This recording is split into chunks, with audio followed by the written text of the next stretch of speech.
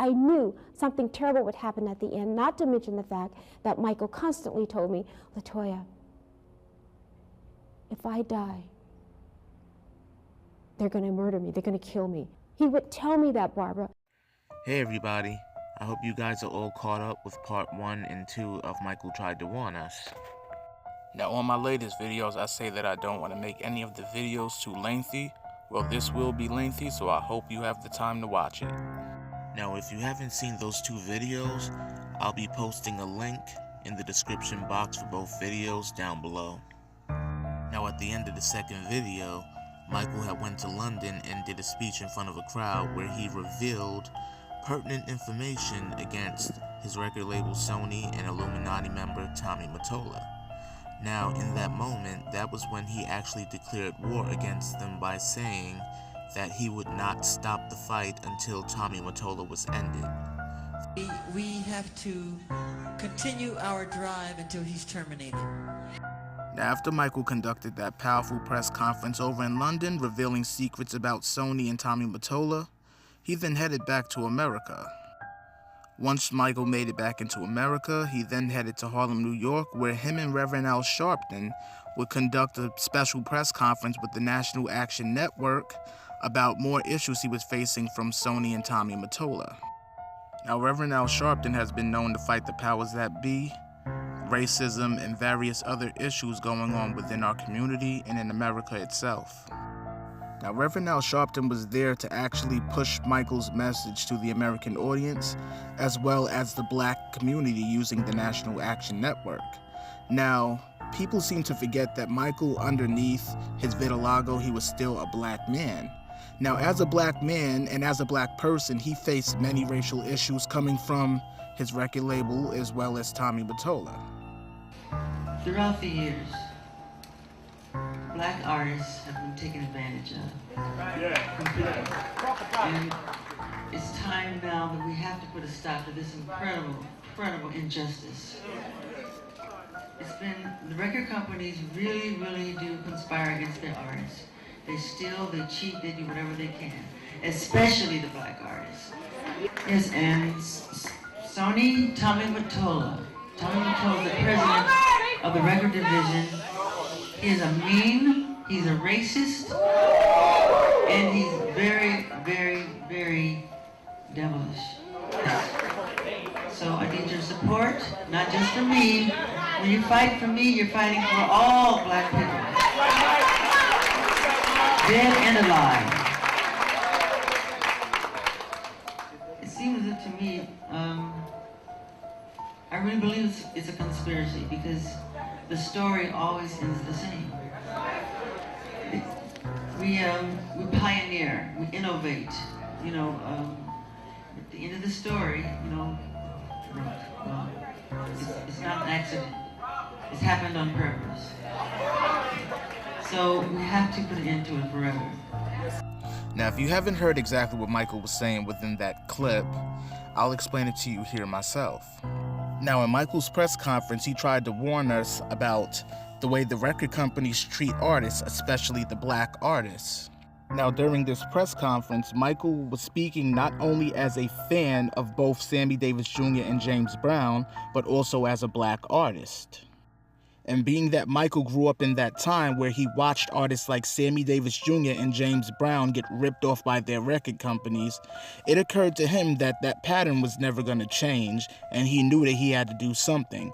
Because the pattern always went, you're a black artist, you get picked up by these record companies, they like your dancing, they like your singing, and by the end of it, once you made them all of their money, they leave you into the gutter, and pretty much by the end of it, you're broke, you're on drugs, or possibly dead.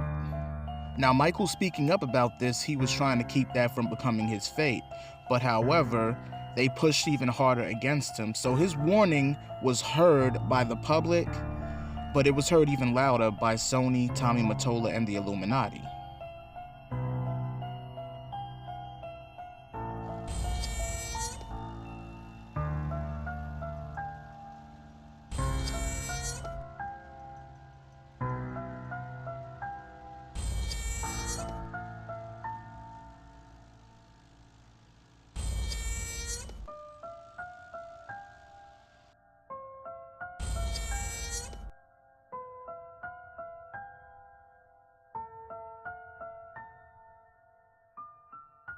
Pop star Michael Jackson surrendered today to authorities in California, where he faces charges of child molestation.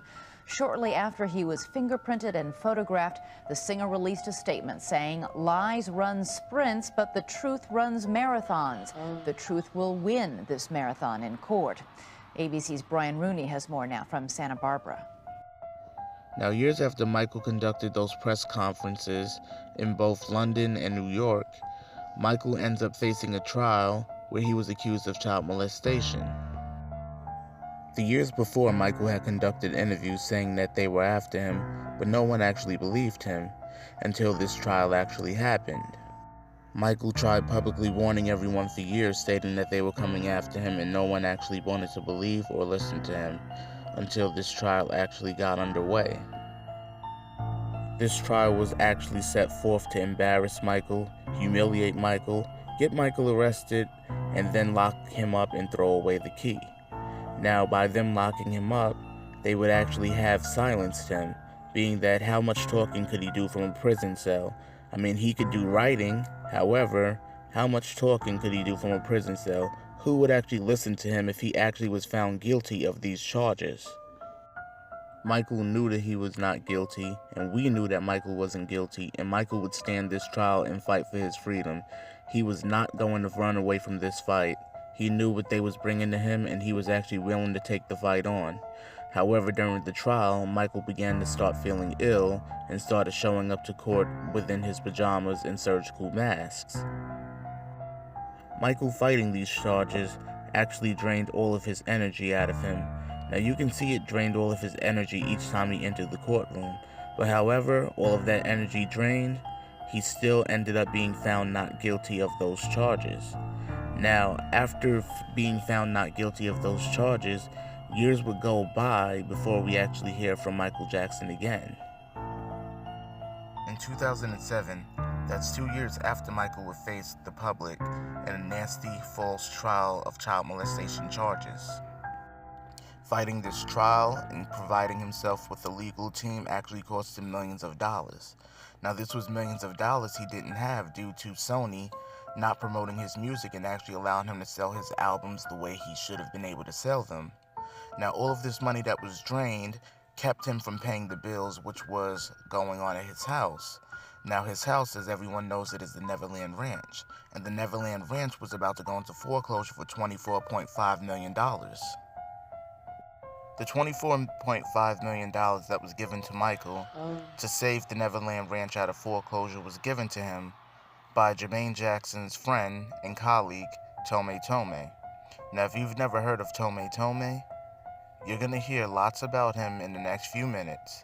He's been spoken about in my previous videos on my channel called the This Is It videos. Now, if you haven't seen them, I would suggest that you check them out. But let's go. Here it goes. We're gonna get in on N.A.N. N.A.N, as I've stated, was introduced to Michael by Jermaine to assist Michael in bailing the N.A.N Ranch out of its $24.5 million foreclosure. N.A.N is also the brother of Jermaine's wife. Now, around this time, after the $24 million loan to save the ranch, N.A.N had signed on to be Michael's manager. This was around the time N.A.N began controlling everything Michael did, from appearances to interviews to even so much as a visit from his family. Now, Michael had become cut off from the outside world under N.A.N's control. N.A.N controlled Michael's movements, business ventures, and all of Michael's finances, even forging Michael's names on checks. Michael would not find out until it was too far into their arrangement. Once all of those checks N.A.N had tried to cash had bounced, he then began to put pressure on Michael for that $24 million loan. He knew Michael didn't have it as he was his business manager, so he contacted another colleague named Randy Phillips, who is the CEO of AEG at the time, which is the company who produces the This Is It tour. This is it. Now, producing the This Is It tour, this meant N.A.N would get back his $24 million loan he had given Michael.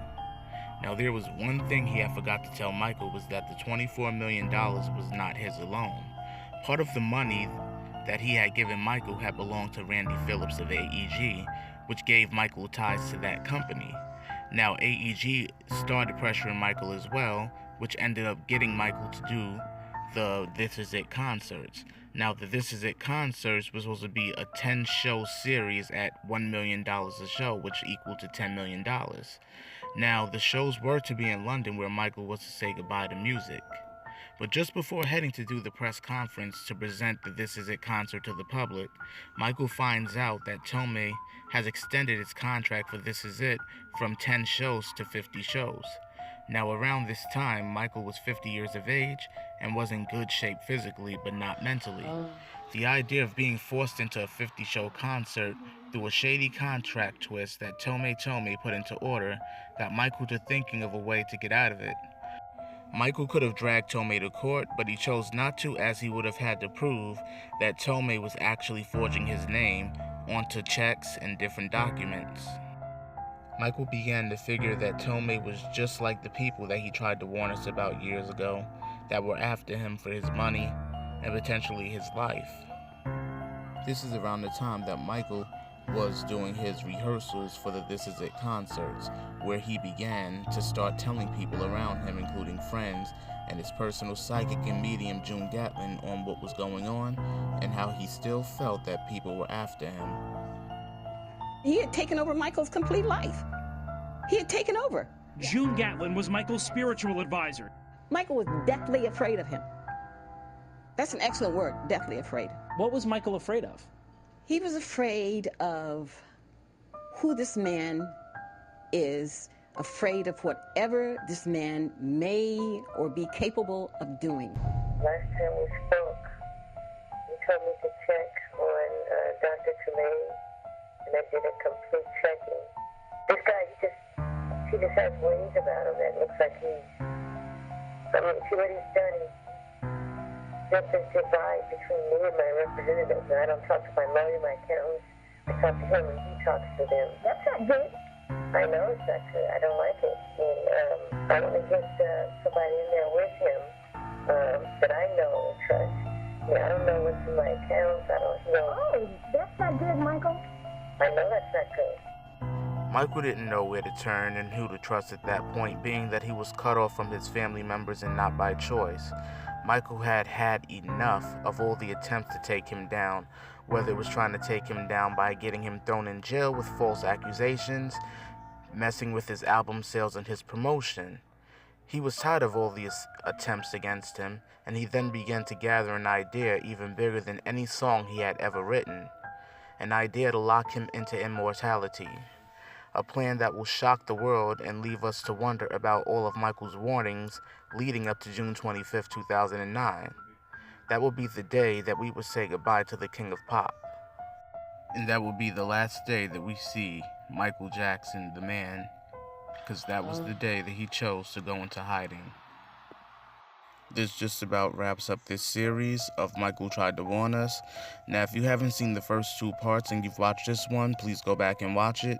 If you've seen all 3 parts, please comment below and let me know your thoughts on what you feel actually happened to Michael besides what I'm saying within this video. No disrespect is intended in the making of these videos to any of the parties, living or deceased. Please continue to like, subscribe, comment, and share these videos, and more content will be coming soon. And I'll see you next time.